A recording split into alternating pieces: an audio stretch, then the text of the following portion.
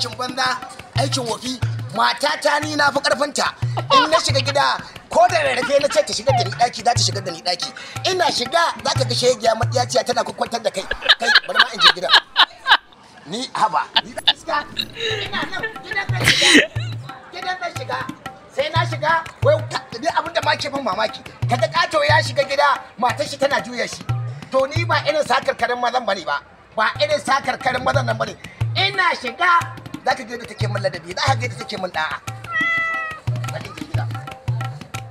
to bari wannan mutuncin ya dawo gidan nan ina jiran shi dama in ya fita yana cewa ya je gona ya je kaza a shekarya yake yi in ya je kula mata banza yake zuwa ke kula a waje bari ina jiran shi ni ya je ya aje mu da yunwa gida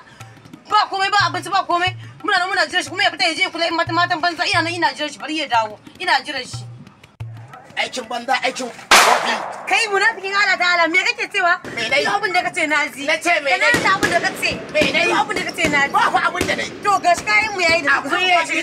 akuya gidan dan soja ce ta tawo take ci min danga ni ke bala'i kariya kake munafikin Allah ta'ala ina jin abin da kake cewa duk abin da kace naji duk haka ga kayan mu sai da ce ka zo ka kwashe ka je ka wanke mana ga mutum sai yana ka fara shara dan Allah dan annabi ba wai dan Allah dan annabi ma aikin gafara ka zo ka wanke mana kayan mu sai datti ka tashi ka je ka wanke mana kayan mu sai datti wankin nan fara ko sharan nan sharan za ka fara sharan tukuna kafin ka yi wanki da ina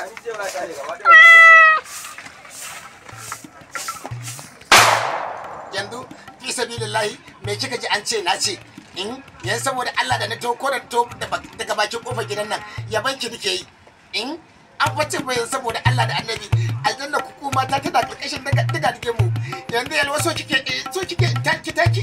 in so kike taki ki sa ni wanki a gidan nan ki sa ni shara a gidan nan sai ka ce ni ba mijinki ba saboda Allah da annabi